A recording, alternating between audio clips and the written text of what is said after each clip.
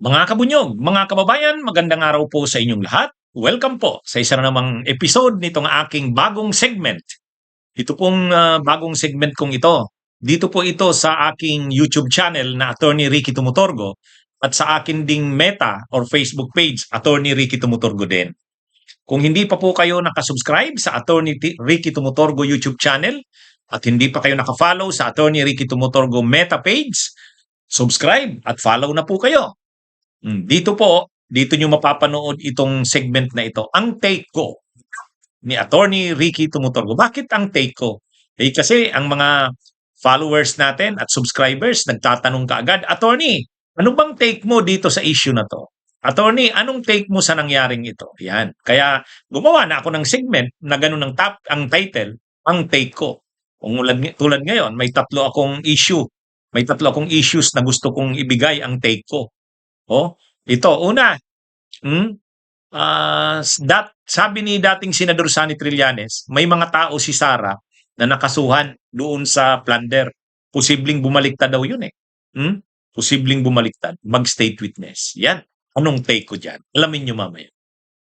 At ito, si DPWH Secretary Vince Dizon, dahil nga doon sa controversial na 54 billion pesos na gusto niyang ipabalik, tinapyas ng Senado, gusto niyang ipabalik. Ngayon, nag-sorry siya sa Senado. Ano ba tong pinagsurihan niya o pinag-apologize niya? Yan. Anong take ko dyan sa pag-apologize niya na yan? Alamin nyo mamaya.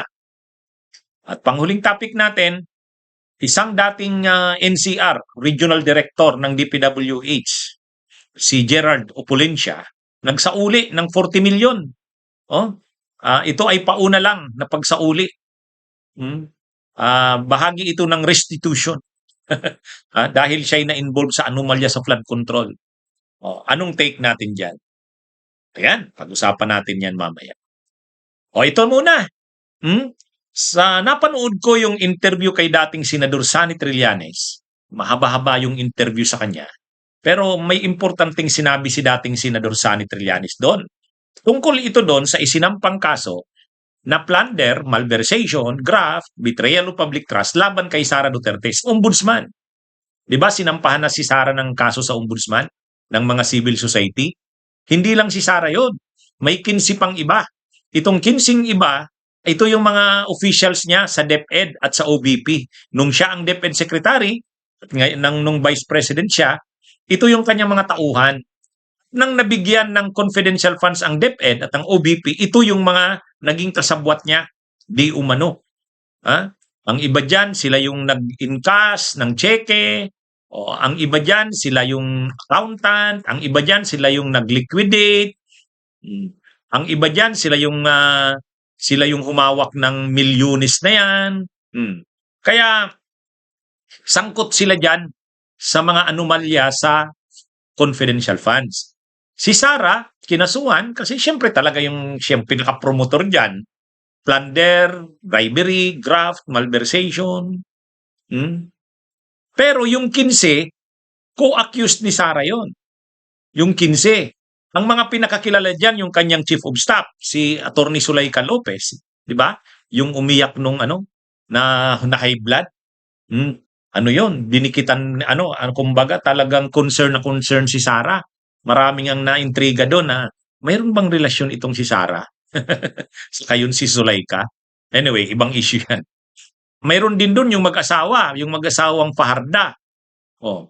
Mga galing yan na Davao, mga trusted na yan ni Sara sa Davao.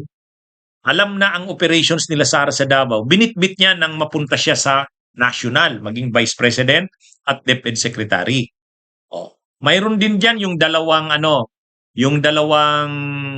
military officers, si Colonel Nolasco at si Colonel Chica.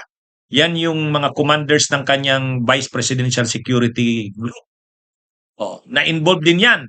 Kasi pagkaka-inkas ng cheque sa Land Bank, nila Fajarda, nila Acosta, binibigay kay La Chica o kay Nolasco. Yung duffel bags ng pera, milyon-milyon.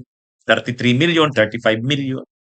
Yan yung kanilang involvement doon. Ngayon, sabi ni dating Senador Sonny Trillanes, kapag gumulong na ang kasong ito sa ombudsman, nag-imbestiga na ang ombudsman, preliminary investigation, papadalhan niyang makopya ng complaint affidavit at ng mga supporting documents itong mga respondents na ito. Itong mga correspondents ni sa tawag pa kasi diyan respondents eh. Hindi pa naman accused kasi hindi pa naman naka-file sa korte. Ombudsman pa lang 'yan.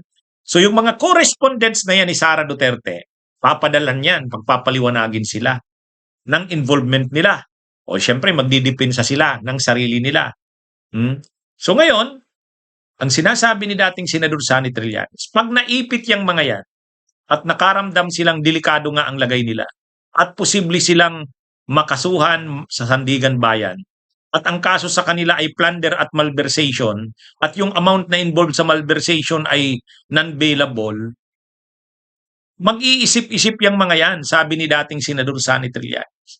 Mag-iisip-isip yan. Oh. Kapag nasukol yan, naipit yan, ayaw syempre nilang iwan ang kanilang mga pamilya, mahihiwalay sila sa pamilya nila. Dahil sa kanilang pagpapagamit kay Sara, kukulong sila. Kumbaga hindi hindi nila matanggap yun. Kaya posibleng ang iba diyan, o baka karamihan diyan, sabi ni dating Senador Sonny Trillanes, bibigay yan. Posibleng magtestigo yan laban kay Sara. Mag-i-state witness yan. Katulad ng nangyari kila Bryce Hernandez, kila Alcantara, dating DPWH Yusek Bernardo, o itong si dating DPWH NCR Regional Director Gerard Ocolencia na ngayong araw lang nagsauli ng 40 million. Sabi ni dating Senador Sonny Trillanes, pag naipit yan, nasukol yan, mas pipiliin nila na wag silang makulong. At kapag naipit sila, pwedeng magtestigo yan laban kay Sara. Yan yung yan yung sinasabi ni dating Senador Sonny Trillanes. Ako tingin ko totoo yun. Siyempre, halimbawa, yung mag-asawang paharda, imagine nyo, mag-asawa kayo, may mga anak kayo, makukulong kayo pareho. Makukulong kayo pareho. Ay, hindi naman sila siguro sobrang kumita dyan. Pwedeng naanuhan din sila, naambunan. Ambun lang yun. Pero yung buhos ng pera na kila Sara. O kaya ngayon, pwedeng yang mga yan, mag-isip-isip yan. Sabi ni dating Senador Sonny Trillanes. Pwedeng maisip nila na mag-cooperate na lang sa gobyerno katulad ng ginawa ni Bryce Hernandez, ni Alcantara, ni dating DPWH Yusek Bernardo. Para sa kanila, kung kailangang isauli yung nila, gagawin nila yan. At kung kailangang sabihin nila yung nalalaman nila, gagawin nila yan para sa kanilang pamilya. Kasi mahihirapan sila. Kumbaga, hindi naman talaga sila nanginabang ng todo dyan, hindi tulad nila Sara. Sila Sara talaga, sabi ni Trillanes, ang nanginabang dyan. Nagpagamit lang naman yung mga tao na yun. Tao na yan ni Sara, nasa Davao pa. At hanggang dun sa OBP at DepEd, mga tao niya. Pero, ang loyalty niyan, mag-iiba yan kapag nakaranas na ng hirap. Kapag nakaranas na sila ng grabe ang pinagdadaanan na nila, maiipit na sila. At mangyayari yan pagpasok ng 2026. Kaya sabi ni dating Senador Sonny Trillanes, abangan nyo.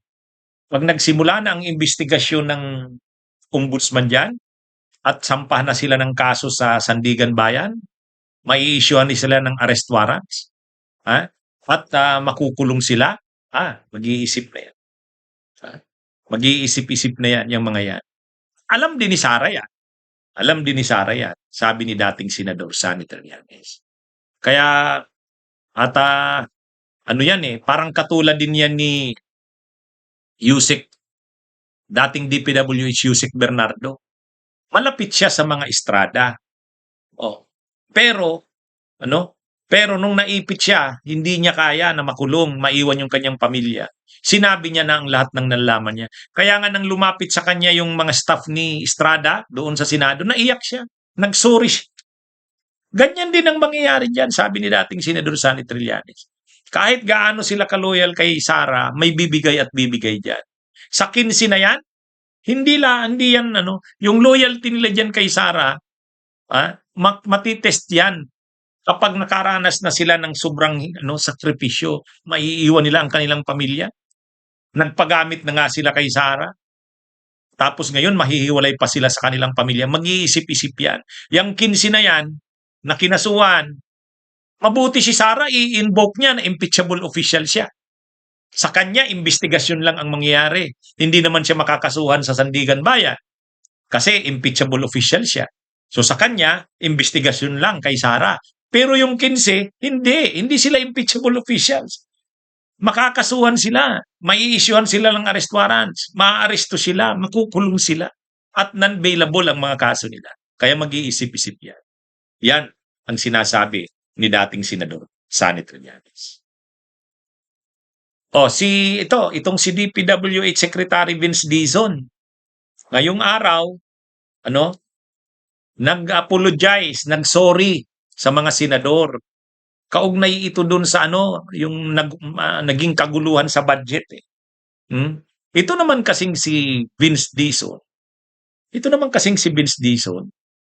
Sinabi niya sa mga senador sa hearing ng budget ng DPWH at nung mga nauna pang mga hearings ng Senado, sinabi niya na isa sa paraan para makakuha ng kickbacks ang mga kongresista, ang mga senador, ang mga officials ng DPWH at para kumita ang kontraktor at the same time may kickbacks ang mga officials ng DPWH at ang mga senador at ang kongresista, ino-overpriced yung costing o yung halaga ng mga materyales, halimbawa yung halaga ng semento, yung halaga ng kabilya, ng asfalto, ino-overpriced. Ino-overpriced, sadyang binubumbahan ng mga officials. Pag piniprepare ng DPWH yung project cost, lumulubo sobra. Dahil nga nakapatong na doon yung mga kickbacks. Pero kung wala ng kickbacks kasi lalabanan ng korupsyon, dapat ibalik na sa tamang presyo. Kaya ang ginawa ni DPWH Secretary Vince Dizon nung ma-appoint siya, pinaaralan niya sa kanyang mga technical teams magkano ba talaga ang costing ng mga semento, kabilya, yung mga gamit, yung kadalasang ginagamit. Yung buhangin, gravel, sand, magkano. So may costing na, binabaan na. Hindi na yung binumbahan. Nag-correct sila, nag-rectify. So dahil inalis na yung mga patong, bumaba ang presyo ngayon ng mga materyales. Kaya ang epekto nun, bumaba rin ang project cost. Kaya nung ginawa ng Senado, nung nakarating sa Senado, isinabay na ng Senado yung computation ng pagbaba sa mga materyales. Kaya nabawasan ng 54 billion yung naaprubahan ng House. Kasi yung naaprubahan ng House, hindi pa doon na-consider yung pagbaba ng mga materyales. Pero pagdating sa Senado, ibinaba na ng Senado kaya inalis na yung natipid. Binawas na yung natipid. Ngayon, ang problema, sa BICAM, gustong ipabalik ni Vince Dizon yun. Gusto niyang ipabalik. So sabi ng mga senador, bakit namin ibabalik yun? Ibig sabihin kami ang nagkamali. Mali pala yung ginawa naming pagbaba ng cost ng mga projects. Samantalang ikaw naman ang nag-briefing sa amin, sabi mo, kayang ibaba ang mga project cost kasi yung dati kasi may patong dahil sa korupsyon. Pero ngayon wala na, bababa na ang project cost. Kaya nagkaroon ng deadlock eh. Nagkaroon ng deadlock. Hindi nagsesyon ng isang araw ba yung BICAM. Kailangan munang ayusin yung problema na yon. Ay matigas yung mga senador, ayaw nila. Ayaw nilang pagbigyan yung hiling ng DPWH na ibalik yung 54 billion na binawas. Kasi may rason naman bakit nila binawas yun. O ngayon, mukhang mapipilitan ang Senado na pagbigyan kasi nagsabi na ang Malacanang. Napanood ko yung press briefing ni Yussi Claire Castro, parang pinapalabas niya talaga doon, ang presidente ang nag-order kay Vince Dizon na i-insist yung 54 billion. Galing yun sa Malacanang. Hindi naman gagawin niya ni Vince Dizon nang hindi utos siya ng presidente. So, kaya lang, siyempre, ayaw din ng mga senador na lumabas sila na parang, ano sila, naging sunod-sunuran sa Malacanang. So, parang ang compromise dyan, ganito. O sige, pagbibigyan namin yan, pero mag-apologize siya. Sabihin niya na nagkamali siya. Hindi kaming mga senador. Ay madali na lang yun kay Vince Dizon.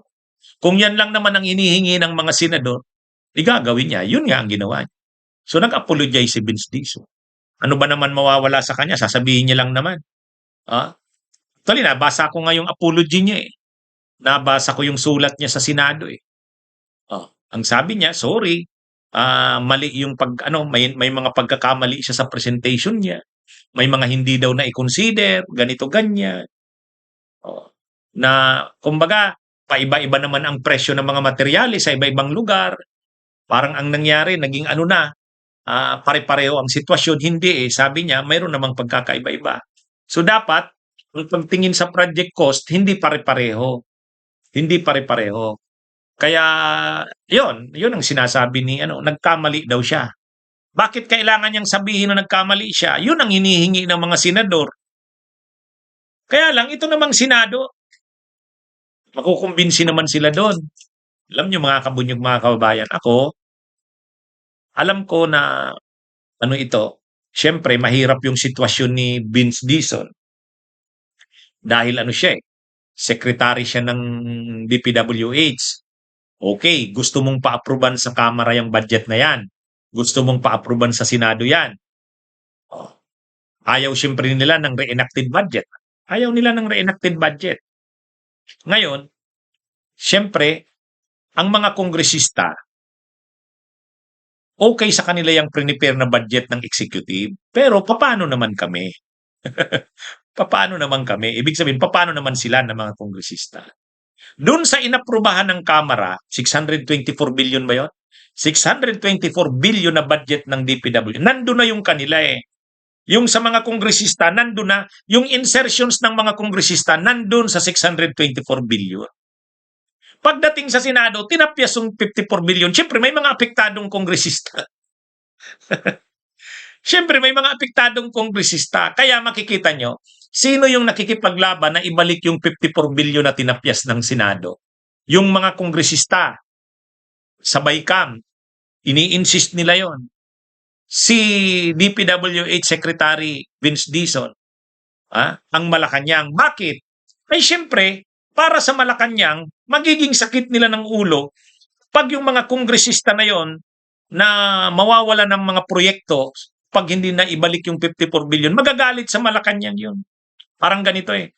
Sa inyo na ilagay dyan, yung sa amin, yung mga apektadong congressman. Kailangan everybody happy. So ngayon, siguro nakarating na yan sa Senado na Malacanang na ang nagsasabing ibalik nyo na lang. So ngayon, parang win-win solution. Ang hiningi naman ng Senado, okay, ibabalik namin, pero paano naman ang mukha namin sa tao?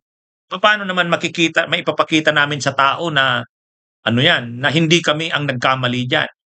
O di mukhang pumayag na ang Malacanang na mag-apologize na lang si Vince Dizon.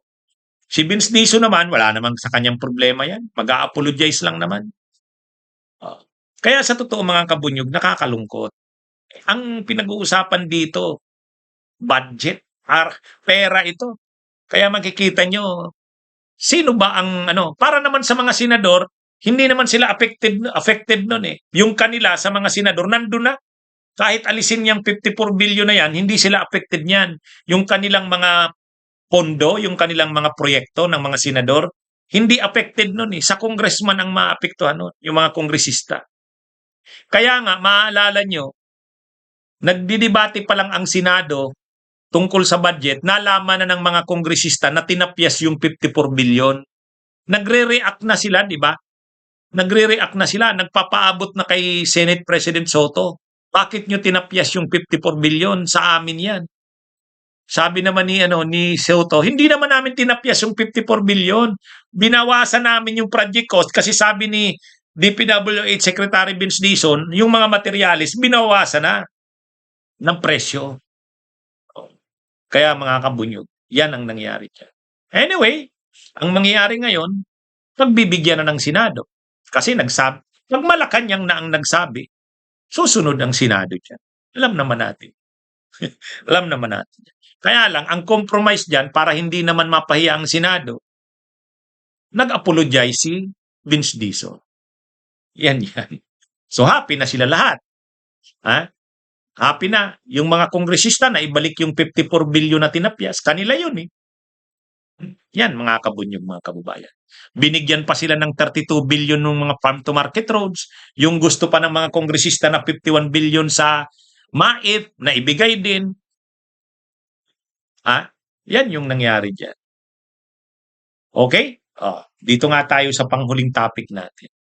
Binalik na ang 40 million. Binalik nitong dating DPWH director ng National Capital Region, si DPWH Director Gerald Opolincia. Itong si Gerald Opolincia, controversial ito kasi nung nag-appear si dating DPWH Undersecretary Bernardo, nung nag-appear si Bernardo sa Blue Ribbon, binanggit niya na mayroong mga pondo si Grace Poe, si Bong Revilla, si Jinggoy Estrada. Yung mga pondo na yon, ni Jinggoy, ni Grace Poe, ni Nancy Binay, ina-assign niya ni Bernardo kung saan-saan. Yung karamihan dyan nasa Bulacan. Pero yung iba naman ng mga projects, dinala niya sa NCR. Bakit doon dinadala ni Yusek Bernardo, ni dating DPWH Yusek Bernardo? Kasi, kontak niya na sa Bulacan yung district engineer doon. Si Alcantara, player yon, magaling yon. Hanggang ghost project, kaya noon. Pagdating naman doon sa NCR, ang kontak ni Bernardo, itong si Opolincia. Player din yan. Pag sinabi mong kay ano itong project na to, alam niya na ang kickback dyan, 20% or 25%. Alam niya na yan.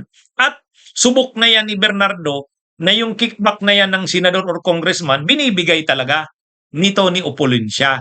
Si Opolincia naman, natutuwa siya na dinadownloadan siya ng proyekto kung kaninong senador galing yan.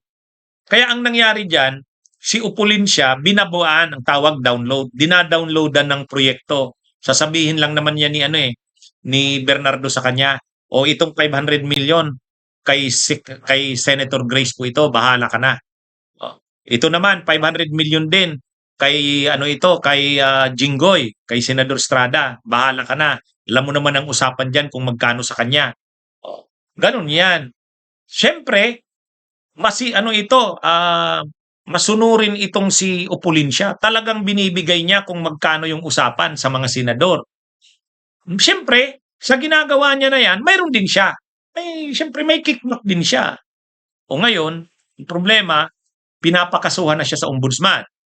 Ang rekomendasyon ng ICI, kasuhan itong si dating DPWH NCR Director Opolincia. Director ba o district engineer ng NCR? Okay, basta siya ang may hawak ng NCR. Ngayon, dahil may pinaparekomendang kasuhan sa ombudsman ay sa Sandigan Bayan, rekomendasyon niya ng ICI, itong si Opolincia, nasa ilalim na ngayon ng preliminary investigation ng NCR, ng ombudsman. So anumang oras lalabas ang resolusyon ng ombudsman yan, pwede siyang kasuhan. Pwede siyang kasuhan. Saan siya na-involved? Doon ito sa mga pondo ni Grace Poe. Napanood ko yan kay Grace Poe, kay Nancy Binay, kay Jinggoy, kay Revilla. Yan yon. Yan yung mga pondo nila Binay sa kanila Grace Poe. Sabi ni dating DPWH Undersecretary Bernardo. No. Ngayon, dahil may linaglag na siya ni Bernardo kasi ipit na si Bernardo. Ngayon, alam na ni Opolincia, delikado na rin ang lagay niya, talagang makakasuhan siya. Ay yung ibang mga DPWH officials tulad ni Bryce Hernandez sa ni Alcantara nag-cooperate na. Gusto niya, gano'n na rin ang mangyari sa kanya. Okay, magko-cooperate na siya, magtitel all na siya, sasabihin niya kung anong lahat ng nalalaman niya. At siyempre, ang requirement doon, magbalik ng perang ninakaw. Kaya ang ginawa niya, siya ngayon, nagsauli ng 40 million ngayong araw. Si Opolincia. Ngayon, pag sauli niya ng 40 million, mayroon pa daw susunod. 100 million pa yata ang susunod na isasauli sa susunod na mga araw. Sa susunod na mga araw. Kumbaga yan ay pauna pala, pauna. Kaya yan mga kabunyog, kaya may mga nagtatanong, ano ba yung sinauli ngayon? Kay Gerard Opulencia yon. Siya ang district engineer ba yan o director ng NCR? At siya yung nag-implement ng mga projects na ibinaba sa kanya ni Bernardo. At saan galing yung mga pondo? Sabi ni Bernardo, sa mga senador. Kay Binay, kay Grace po, kay Jinggoy, mayroon pa yatang galing kay Revilla. Kaya, nung dinownloadan ng mga pondo, siyempre may mga usapan sa kickbacks, 15%, 20%, 25%. Sinusunod naman yun ni Opulencia. Maano doon, masunurin si Opulencia doon. Kaya nga kumbinsido si Bernardo sa kanya eh. Yan yung paborito ni Bernardo, si Opulencia ng NCR, saka si Alcantara ng Bulacan. Umaabot na sa punto na nag-ghost projects na yung mga yan. Kaya maraming ghost projects sa NCR eh. Kagagawan yan ni Opulencia. Pero ngayon, dahil may kaso sila ni Alcantara, si Alcantara nag-ano na, gusto ng nag-tell all na at saka nagsauli na ng pera. Ganun na rin ang ginagaya ni Opulencia. Kumbaga ano na sila, gusto nilang maging state witness. Ganyan, yan yung ano nila diyan. Pero marami pa daw sinabi si Opulencia. Marami pang sinabi si Opulencia. Dapat malaman pa natin yan. Kasi hindi pa natin yan nakikitang pinatawag eh, si Opulencia. Hindi natin alam sino pa ba yung mga dinawit niya. Sa ICI kasi hindi pinapaalam sa publiko kung ano yung mga testimonya. Anyway, yan mga kabunyog, mga kababayan. Kaya yung mga nagtatanong, attorney, sino ba yung Opulencia? Kanino bang ano yun? Yan po yan. Sa mga senador yan. Kaya itong mga senador na to na nagsasabing hindi sila involved, si Yusek Bernardo, si Opulencia, magi-state witness na sila Bernardo, sila Opulencia. Kaya wala silang ligtas diyan. Wala silang ligtas diyan. Mananagot at mananagot sila diyan. Okay, mga kabunyog, mga kabayan, magandang araw sa inyo.